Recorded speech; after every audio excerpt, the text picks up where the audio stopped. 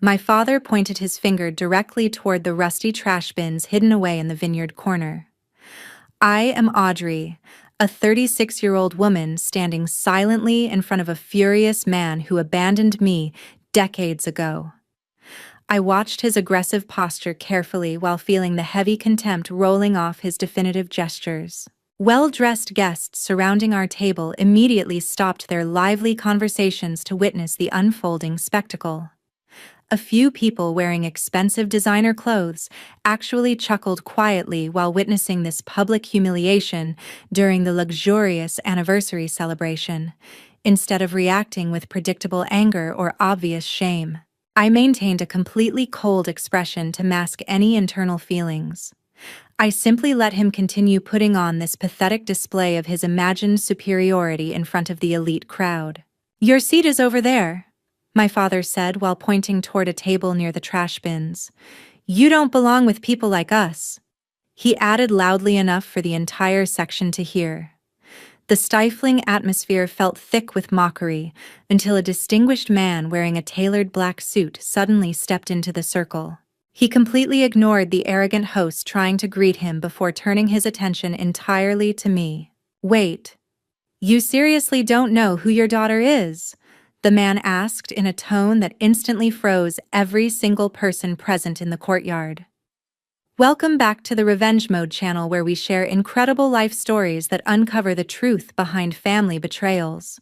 Please subscribe to our channel to discover exactly how this incredibly arrogant man eventually paid the ultimate price for his blind cruelty. 33 years ago, the wooden door slamming shut in the middle of the night marked the complete disappearance of my father from my life.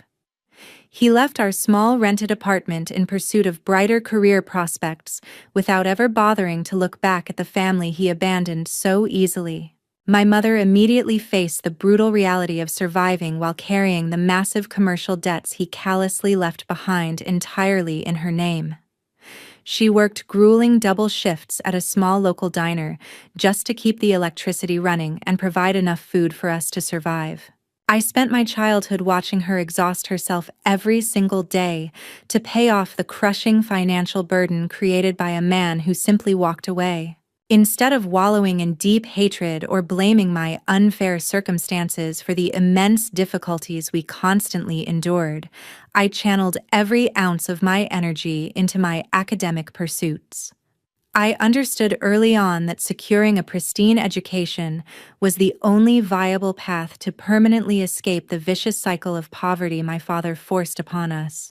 I earned prestigious scholarships to top business schools by dedicating countless sleepless nights to mastering complex financial models and corporate restructuring strategies.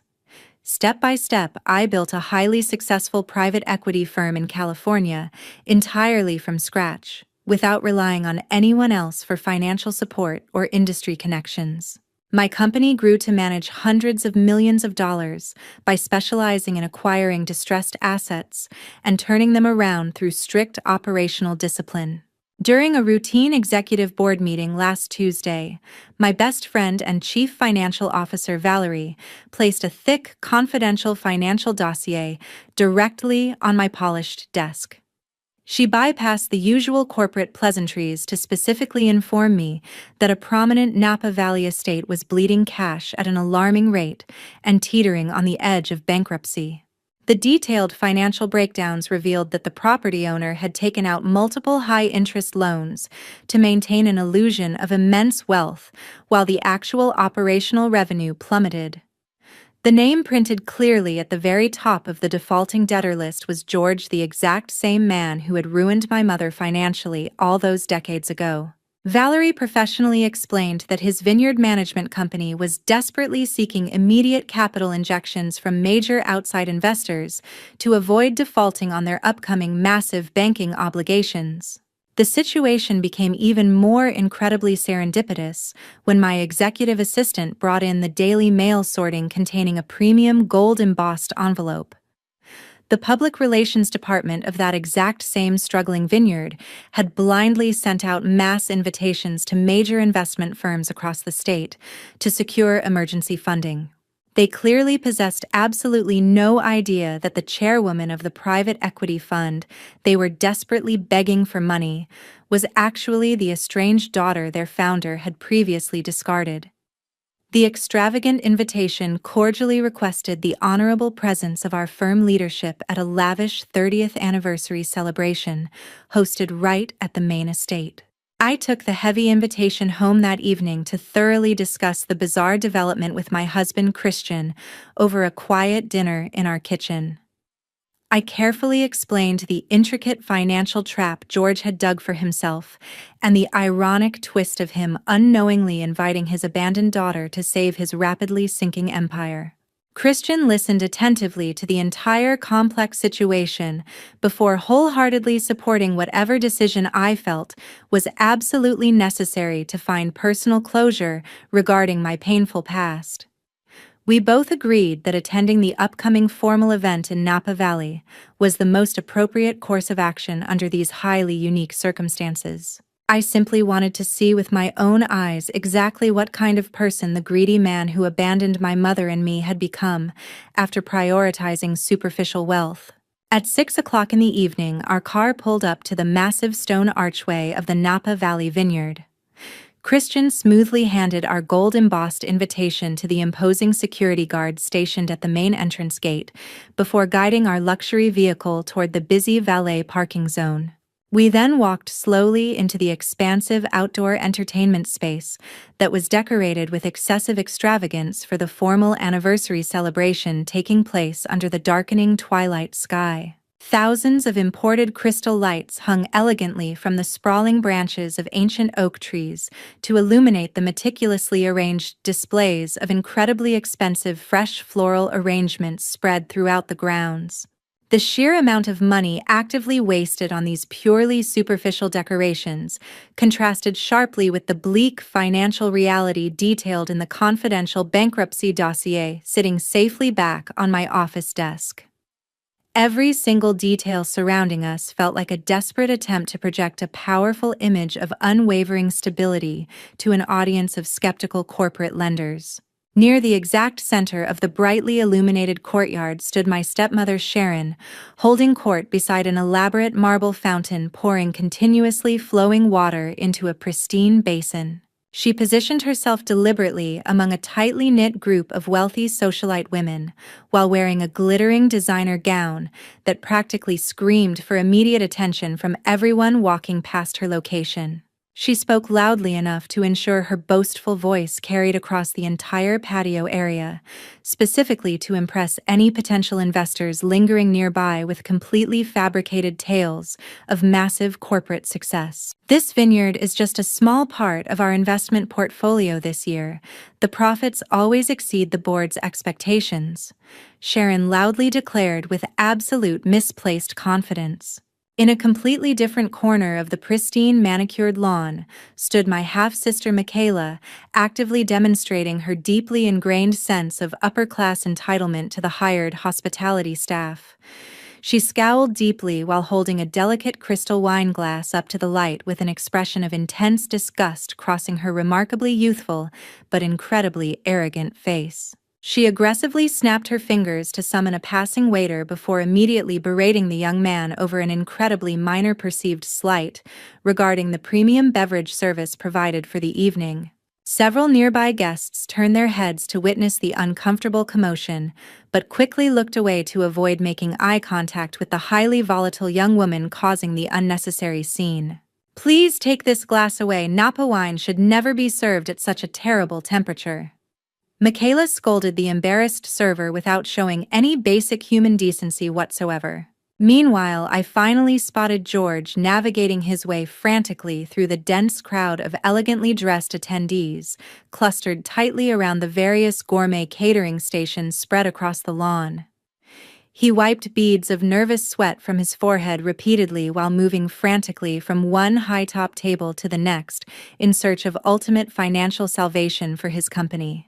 His overly eager posture combined with a tightly strained industrial smile clearly betrayed his profound underlying desperation to secure emergency funding for his rapidly failing corporate enterprise. He practically shoved his thick premium business cards into the hands of anyone resembling a prominent venture capitalist, without ever recognizing the obvious annoyance painted clearly on their privileged faces.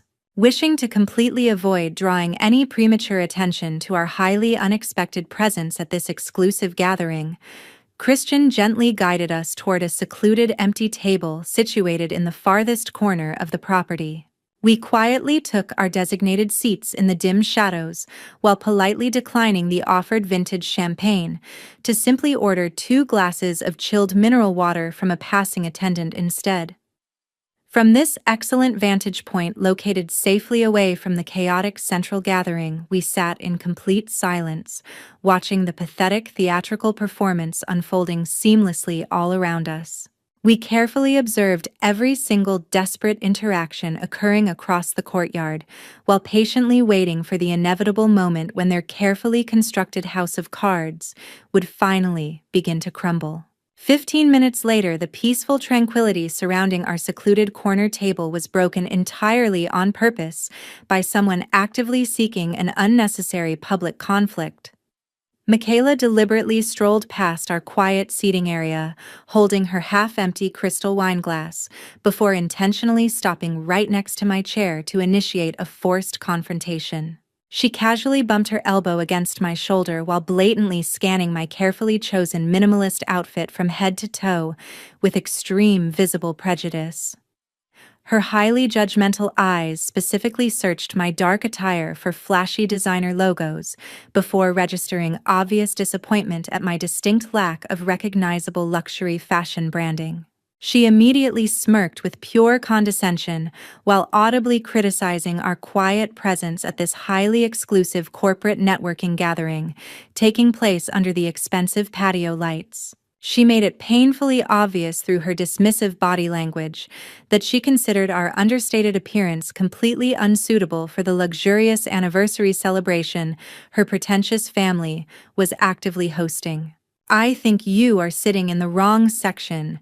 This is a party for major investors rather than a place for passing tourists," Michaela declared with a highly mocking tone, specifically designed to humiliate us in front of the nearby guests.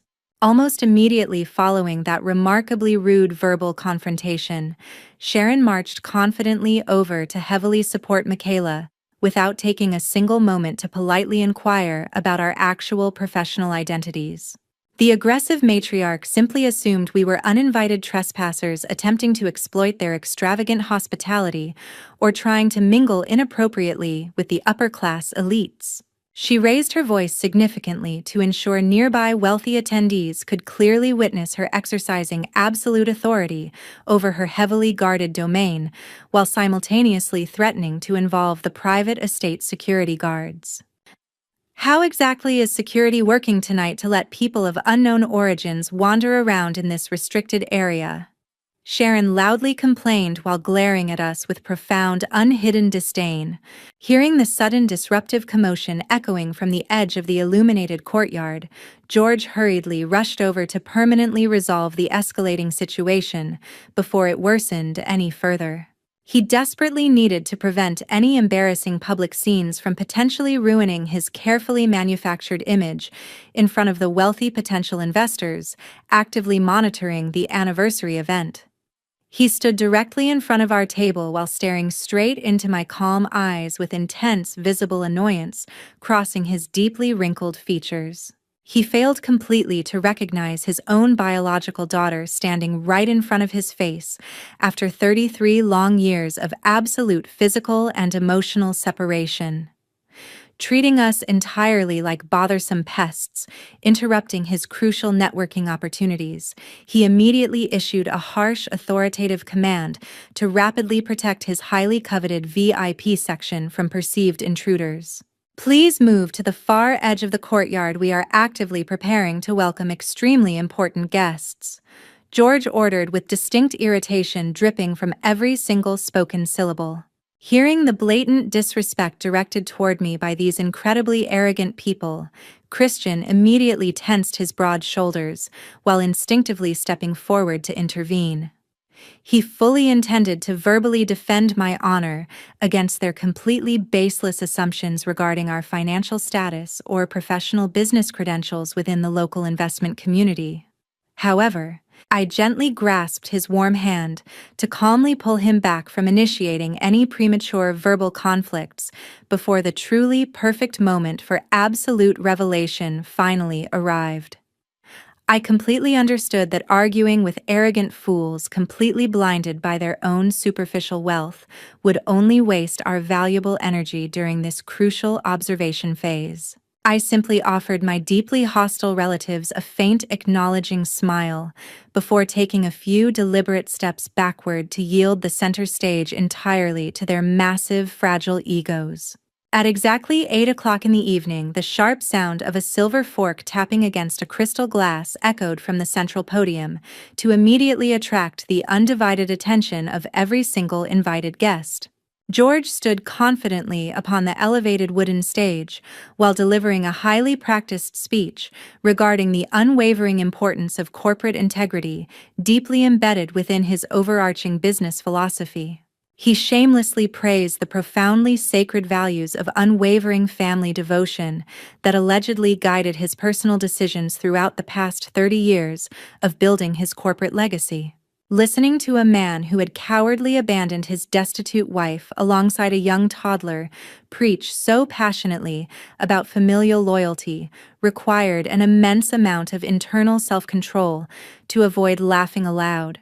Almost immediately after the hypocritical speech concluded to a round of highly polite applause, Michaela marched directly toward our quiet table leading a loud group of equally entitled wealthy acquaintances. She completely ignored basic social etiquette while arrogantly lifting her chin to aggressively demand that Christian alongside myself immediately vacate our designated chairs for her privileged companions. "You two need to get up right now. My group of friends needs this specific seating area to converse comfortably with our important business partners," Michaela commanded with absolute unwarranted authority. I looked calmly upward at the highly aggressive young woman before politely, yet extremely firmly rejecting her completely unreasonable demand to surrender our rightful place. I maintained a perfectly steady voice while confidently asserting our completely valid status as officially invited attendees, who possessed equal rights to utilize the available venue accommodations without suffering any harassment. "I am afraid that is simply not possible. We are attending this formal event by official invitation, with absolutely no logical reason to surrender this specific seating arrangement," I replied smoothly, feeling blatantly challenged by my steadfast refusal while perceiving a severe public loss of face in front of the surrounding elite crowd. George practically sprinted toward our contested table. His previously manufactured industrial smile completely vanished into a terrifying mask of pure, unadulterated rage as he prepared to hurl the most vicious verbal insults imaginable at a perceived disobedient stranger. He desperately needed to reassert his dominant authority over his luxurious domain by publicly crushing anyone daring to question the absolute entitlement proudly displayed by his favored daughter. He completely disregarded his own previously spoken words about professional integrity to behave like a petty tyrant protecting his fragile ego from a completely imagined threat. His face turned visibly red with escalating fury before he aggressively pointed his trembling finger directly toward the rusty trash bins hidden away in the darkest corner of the vineyard.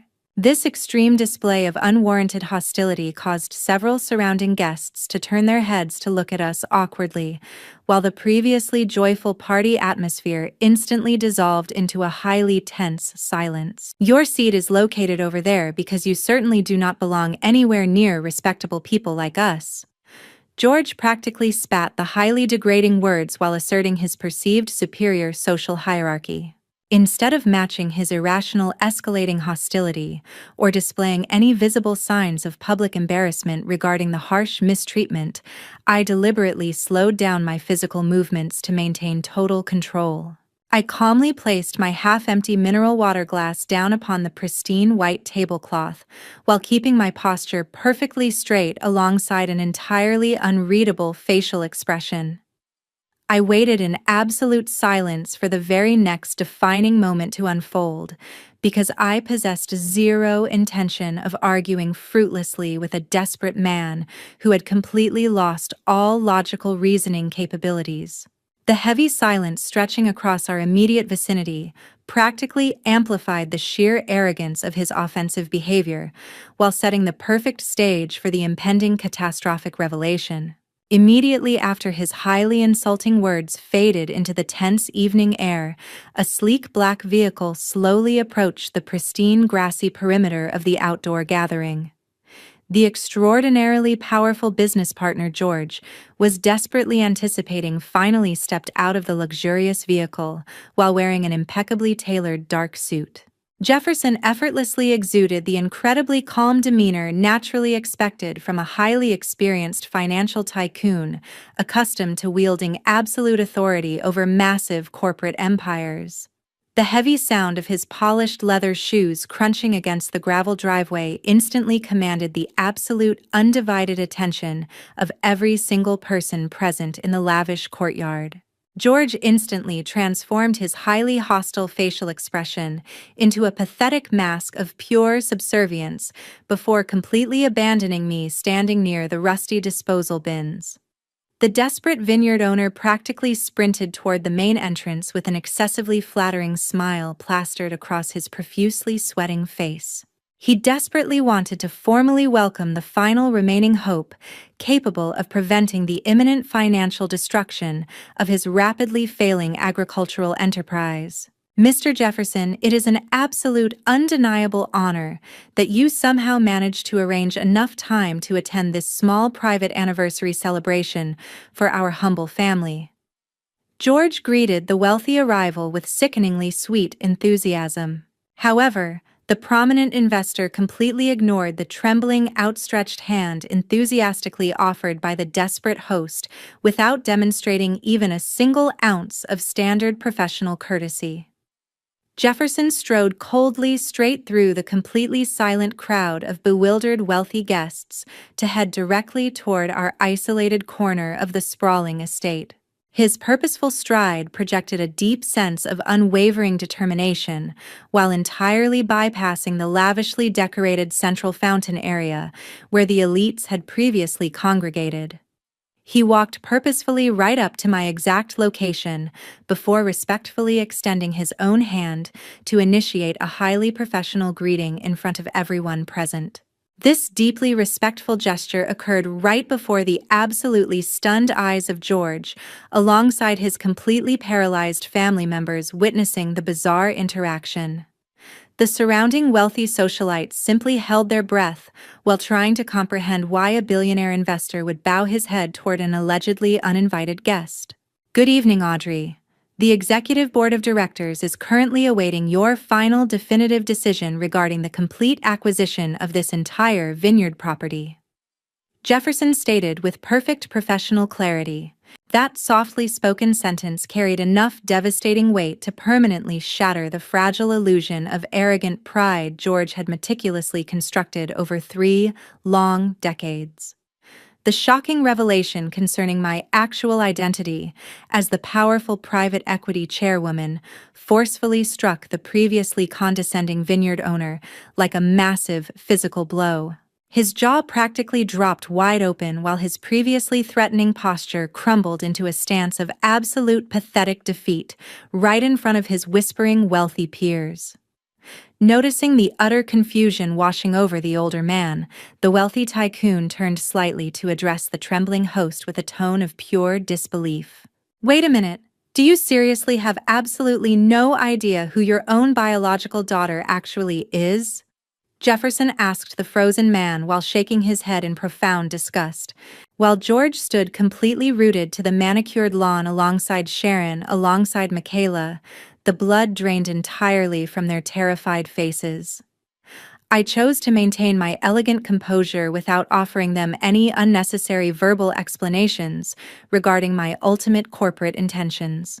I simply offered a brief acknowledging nod to the respectful investor before gently taking the firm arm offered by Christian to initiate our immediate departure. We walked calmly away from the extravagant celebration, without ever bothering to look back at the completely ruined family we purposefully left behind in the deepening shadows. Early Monday morning, every single corporate financial negotiation regarding the struggling Napa Valley vineyard was officially suspended completely, without any realistic possibility of future resumption. The devastating news concerning my private investment firm officially refusing to inject emergency capital into the failing agricultural enterprise spread incredibly rapidly throughout the elite Californian financial sector. Our definitive cancellation regarding the highly anticipated corporate acquisition caused a severe crisis of confidence among other major investment groups actively observing the volatile market situation. Without the powerful monetary backing of a highly reputable private equity firm to guarantee their long-term operational stability, the previously coveted vineyard instantly became a highly toxic financial asset that absolutely nobody else wanted to touch. The very moment the crucial rescue deal formally collapsed, various major lending institutions immediately panicked, while rushing to desperately reevaluate the massive credit risks associated with the sprawling commercial property. Several prominent commercial banks simultaneously issued strict legal notices demanding the immediate repayment of multiple short-term corporate loans previously granted to George under much better economic conditions. The sudden, aggressive withdrawal of institutional banking support effectively severed his final remaining financial lifeline, required to maintain any convincing illusion of standard daily agricultural operations during the crucial harvesting season. The primary lending officers bluntly refused to entertain any desperate requests for payment extensions because the overwhelming evidence of his severe financial mismanagement became painfully obvious to the entire banking sector. Crucial agricultural vendors providing essential farming equipment alongside premium chemical fertilizers quickly received the terrifying industry updates concerning the impending corporate insolvency threatening the historical estate. They immediately suspended all scheduled material deliveries to the massive property, while quickly dispatching aggressive legal representatives to formally demand instant cash payments for massive outstanding vendor debts. The entire regional supply chain completely abandoned the rapidly sinking corporate ship to effectively protect their own quarterly profit margins from the catastrophic liquidity collapse, threatening to financially destroy everyone closely involved. The devastating liquidity collapse occurred entirely too fast for George to mount any sort of effective defensive corporate strategy against the growing army of his aggressive financial creditors. He desperately left countless frantic voicemails on my secure executive communication system, while desperately begging for another unlikely chance to secure the emergency funding desperately required to survive the impending bankruptcy. I deliberately chose to completely ignore his pathetic recorded pleas, without ever bothering to return a single desperate phone call from the exact same arrogant man who mercilessly abandoned my struggling mother decades ago. Please just answer the phone. At the very least, we can renegotiate a few terms to prevent the banks from foreclosing exactly within this current week. George pleaded frantically into the cold, automated corporate voicemail system while audibly choking back his rising panic. Everything is completely finished now. Instruct the legal department to permanently close every single file regarding the Napa Valley project.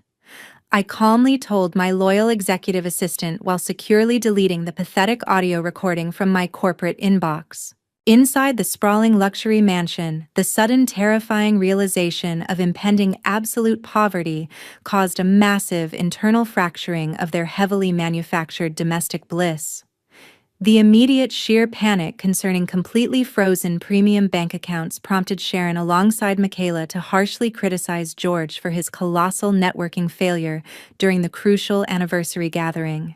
They viciously turned against their primary financial provider, the very second his monetary usefulness evaporated into thin air, completely shattering the fake happy family picture they previously boasted about so loudly to their wealthy socialite peers. The extravagant lifestyle they blindly enjoyed for 3 decades instantly transformed into a terrifying nightmare filled with looming foreclosure notices, alongside relentless harassment from angry debt collectors. 4 months after that disastrous formal anniversary gathering, the federal bankruptcy court officially processed the massive corporate insolvency filings for the holding group, actively managing the vineyard property.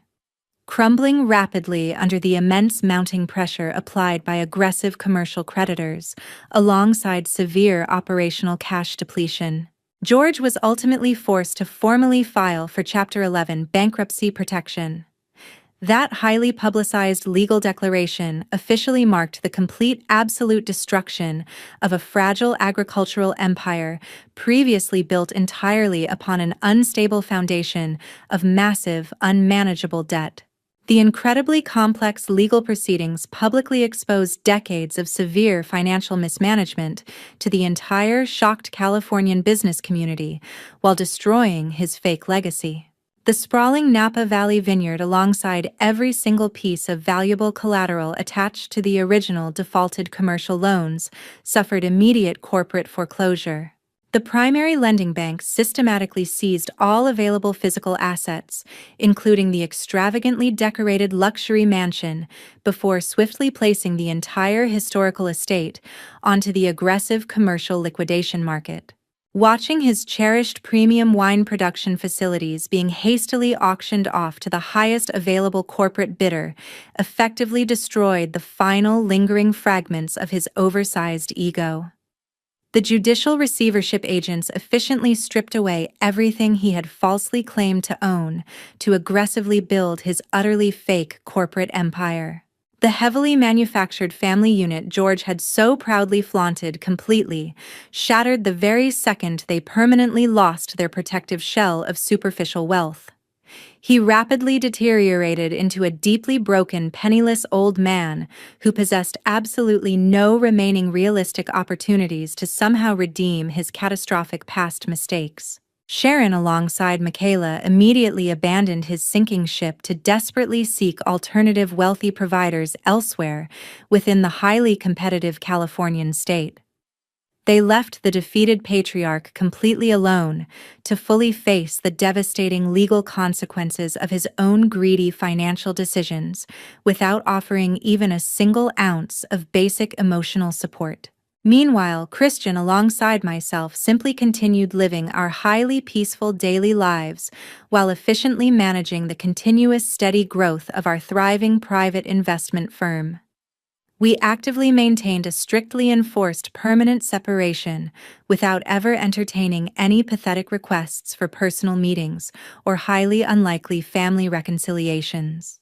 Cutting George completely out of our successful future remained the only logical, realistic consequence for a man who had cowardly chosen to abandon his actual parental responsibilities. We focused our valuable energy entirely upon fostering genuine relationships built upon mutual respect, rather than wasting time looking back at a toxic past we had successfully conquered. Looking back at the entire chaotic situation, I clearly recognize that many foolish individuals dedicate their entire existence to meticulously constructing an incredibly wealthy external facade, while tragically losing the most genuinely valuable things very early on. Unwarranted arrogance combined with the toxic habit of harshly judging other human beings based entirely upon their minimalist clothing or perceived social status ultimately serves as the sharpest blade accelerating their inevitable downfall.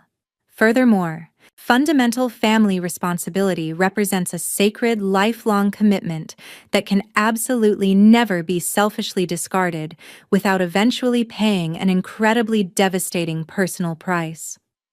Whenever you consciously choose to cruelly abandon innocent, vulnerable people during their darkest moments of extreme hardship, reality will patiently wait to deliver an equally ruthless punishment when you eventually become vulnerable yourself. Thank you for dedicating your valuable time to listen to the complete resolution of my personal story. The financial collapse of George provides a clear demonstration regarding the undeniable laws of cause and effect. What do you think about the ultimate fate of his greedy family, Please share your honest thoughts in the comments below, and always remember to subscribe to our channel.